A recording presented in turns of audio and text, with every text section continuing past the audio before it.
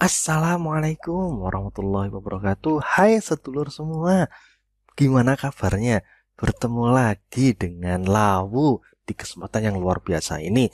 Dimana lagi kalau bukan sinau bareng konsep dasar geografi bersama sedulur Lawu. Nah, di kesempatan kali ini Lawu masih ngajak teman-teman semua, masih ngajak sedulur semua untuk membahas tentang dinamika litosfer dan dampaknya terhadap kehidupan dengan, ya, bahasan kita adalah pedosfer atau tanah. Dan kesempatan kali ini kita fokus di bahan penyusun tanah dan profil tanah. Sudah siap semua? Cus, lanjut materi. Ya, berbicara pedosfer atau tanah adalah kumpulan dari benda alam di permukaan bumi yang tersusun dalam horizon-horizon. Terdiri dari campuran bahan mineral, bahan organik, air, dan udara, dan merupakan media untuk tumbuhnya tanaman.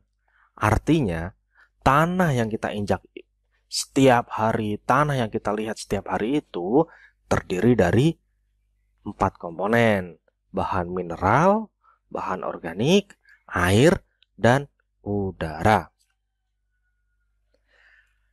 Nah, bahan penyusun tanah tadi apa aja? Iya, ada 4. Mineral, bahan organik, air, dan udara.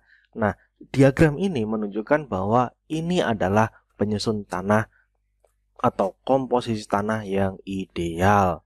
Terdiri dari 45% mineral, bahan organiknya 5%, dan air 25% atau 25-30, serta udara 25%, 25-30 juga.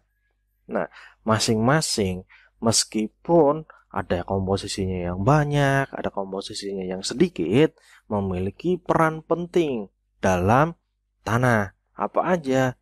Ya, yang pertama kita berbicara mengenai mineral. Mineral di dalam tanah berasal dari perombakan batuan-batuan. Sehingga apa? Mineral inilah salah satunya yang menentukan warna dari tanah. Berasal dari pelapukan batuan, ya, fokusnya pelapukan batuan dibedakan menjadi beberapa fraksi. Ada yang masih dalam bentuk fraksi batuan, ya, ukurannya masih lumayan gede gitu ya. 2 mm hingga lebih kecil daripada pedon. Ada juga fraksi tanah halus, ya. Itu lebih kecil lagi daripada 2 mm ya. Ada ukurannya sampai, lihat, yaitu kurang dari 2 mikrometer. Ada lagi bahan organik, meskipun cuma 5%, ternyata perannya sangat penting. Bahan organik yang 5% ini berasal dari sisa-sisa tumbuhan ataupun hewan serta kotoran-kotoran dari binatang. Nah, fungsinya yang pertama untuk granulator, memperbaiki struktur tanah biar tanahnya tetap gembur sehingga tanahnya tetap menjaga kesuburannya. Sumber unsur hara, NPS, unsur mikro dan lainnya menambah kemampuan tanah untuk, ya, menahan air, menambah kemampuan tanah untuk menahan unsur hara dan sumber energi bagi mikroorganisme yang hidup di dalamnya. Seperti apa ya? Cacing, serangga di dalam tanah. Itu dari bahan organik. Selanjutnya ada air. Air memiliki peran penting juga di dalam tanah. Unsur hara tanaman, pelarut unsur hara dan bagian dari sel-sel tanaman, serta satu lagi udara. Memiliki peran penting untuk apa? Kandungan uap air menjadi lebih tinggi, menjaga kandungan karbon dioksida lebih besar daripada atmosfer, dan terdiri dari kandungan oksigennya lebih kecil daripada di atmosfer. Nah, biasanya air dan udara ini saling melengkapi. Kadang airnya bisa lebih banyak, kadang airnya lebih dikit, berkebalikan. Nah, itu tadi berkaitan dengan penyusun tanah. Selanjutnya kita akan bahas tentang profil tanah. Sedulur semua, ada nggak yang pernah menggali tanah secara vertikal? Nah, istilah di geografi namanya apa?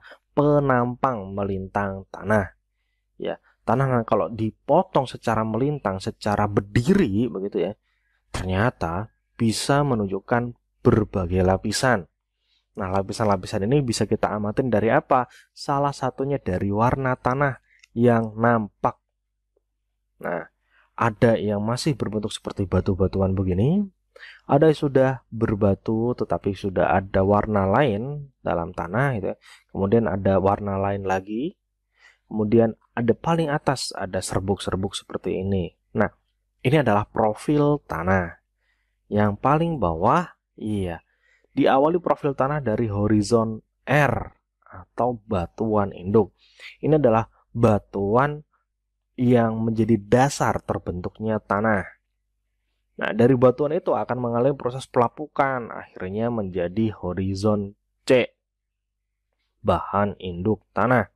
Nah, dari horizon C akan mengalami proses pelapukan lanjut, akhirnya menjadi horizon A. Maka disebut dengan horizon topsoil. Ini adalah lapisan tanah yang dianggap paling subur. Karena apa? Karena menjadi lapisan paling atas dan mengandung bahan organik yang relatif tinggi. Nah, paling atasnya lagi yang sangat kecil ini adalah horizon O atau humus. Terdiri dari berbagai bahan organik di atasnya ya, atau di lapisan ini, mulai dari seresah dedaunan, kotoran hewan, kemudian kompos dan sebagainya.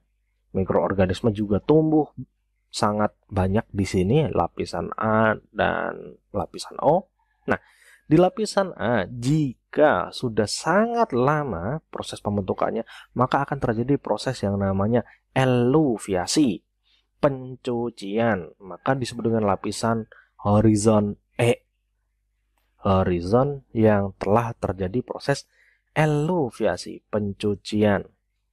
Nah, pencuciannya bagaimana? Pencucian adalah pada saat air masuk ke dalam tanah, air akan membawa butir-butir tanah yang halus ke lapisan di bawahnya, akhirnya membentuk lapisan B. Disebut dengan lapisan atau horizon eluviasi, lapisan pengendapan hasil dari pencucian yang ada di horizon E. Nah, pada saat air masuk ke dalam tanah, akan membawa butir-butir tanah yang lebih halus dan diendapkan di bagian bawahnya. Maka menjadi lapisan baru namanya horizon B. Nah, sedulur semua, inilah yang disebut dengan profil tanah secara lengkap. Ada horizon R atau horizon D kadang sebagai batuan induk, batuan dasar pembentuk tanah, ada horizon C, bahan induk tanah, ada horizon A, topsoil, ada horizon O, humus, ada horizon E, zona eluviasi, dan ada horizon B, eluviasi. Kadang juga horizon B disebut dengan subsoil. Nah, sedulur, gimana? Sederhana dan menarik, bukan? Inilah ternyata tanah yang kita injak tiap hari, yang kita lihat tiap hari itu, kalau kita perinci, terdiri dari berbagai lapisan. Ya, sampai di sini dulu kebersamaan kita. Bertemu lagi di kesempatan yang berbeda. Jangan lupa like, share, komen, dan tentu saja subscribe supaya Lau makin semangat dalam menyusun materi untuk kita sharingkan bersama. Matur suwun.